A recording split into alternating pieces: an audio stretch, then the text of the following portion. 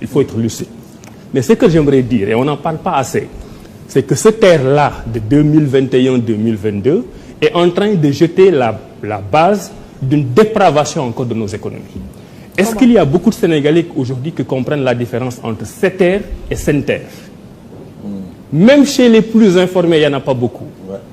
La SENTER, c'est la société nationale qui appartient aux Sénégalais. C'est une société de patrimoine, c'est une société nationale. La SETER, c'est une société privée qui appartient à des privés. Quand l'État a des ressources aussi importantes que le chemin de fer, comme on l'a dans l'eau, comme on l'a dans d'autres domaines, le pays peut choisir la façon dont le privé va gérer ses ressources. En l'occurrence, ici, on est soit dans le cadre d'un contrat d'affermage ou d'un contrat de concession. Et c'est ma première interpellation. Oui. Personne ici n'a vu le contrat qui lie l'État du Sénégal à la SETER, ou en tout cas la SENTER à la SETER. Ça, c'est un premier élément. Là, vous l'allez me laisser développer, c'est particulièrement important. Le deuxième élément, c'est que quand vous avez une société nationale, la SENTER, c'est l'équivalent de la SONES au niveau de l'eau. Ça appartient à l'État. La SETER, c'est l'équivalent de la SEN'EAU au niveau de l'eau. Alors, la SENTER, qui est la société sénégalaise, est ce qu'on appelle une autorité concédante. Donc, elle a les patrimoines, elle cherche les financements et elle choisit une société privée pour lui demander d'exploiter le patrimoine sénégalais et de se rémunérer sur les bénéfices. Est-ce que quelqu'un a vu le contrat qui lie la SENTER et la SETER? Nos infrastructures en matière de chemin de fer sont de l'argent public géré par le privé. Quand le public donne au privé de l'argent pour gérer, ça s'appelle un marché public. Je ne sais pas si ça existe, je ne l'ai pas vu. Je n'ai pas vu, moi, un appel d'offres qui consacre la SETER comme adjudicataire de la gestion des infrastructures du terre au Sénégal. Ça, c'est un deuxième élément. Le troisième élément, c'est que la SENTER qui appartient au Sénégal doit donner un mandat à la SETER pour faire l'exploitation.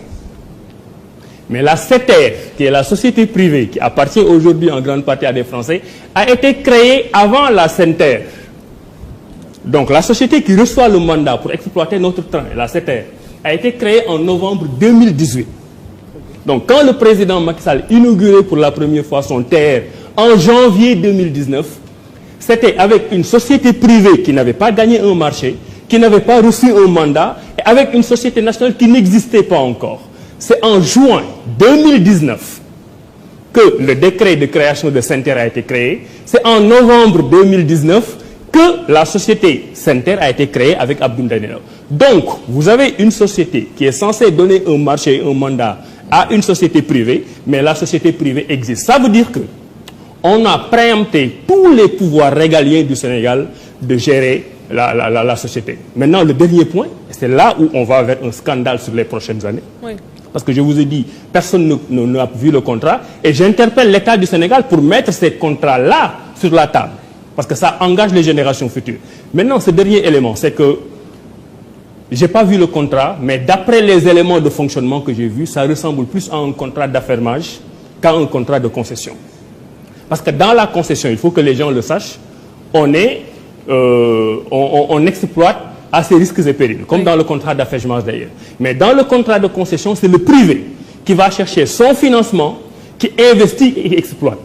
Or, dans le terre, c'est le Sénégal qui allait chercher son financement et qui donne à la société privée le droit d'exploiter. Donc, on est dans un contrat d'affermage. Je n'ai pas encore terminé. Il me reste un ou deux points. C'est très important que les jeunes Sénégalais le sachent, parce que je n'ai vu personne en parler. Maintenant, on parle dans cette SENTER, je termine sur ce point. Je termine sur ce point. La SENTER. Donc, on est d'accord que les milliards dont on parle, c'est de l'argent public sénégalais. On est d'accord que les infrastructures, c'est pour le Sénégal. Les rails, c'est pour le Sénégal. Les trains pour le Sénégal.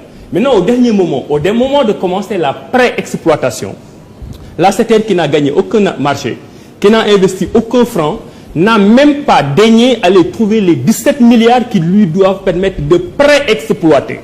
Et il a fallu qu'en août 2020, très récemment, que le ministre de l'économie aille chercher 17 milliards auprès de la Banque Investissement Public de l'Union européenne pour venir faire un cadeau supplémentaire à la SETER.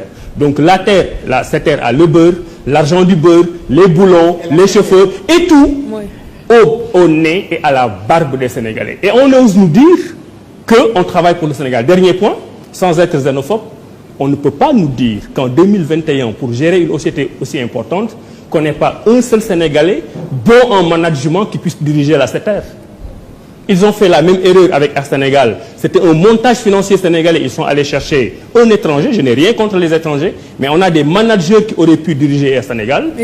Aujourd'hui, avec la SETER, on aurait pu chercher un Sénégalais qui dirige. Avec la CNO, c'est aussi une étrangère française qui dirige. Donc, 61 ans après nos indépendances, il n'y a aucun Sénégalais digne de diriger une société nationale basée sur le financement de nos infrastructures et qui puisse mettre le Sénégal sur les rails. Et ça, c'est un scandale et c'est une catastrophe.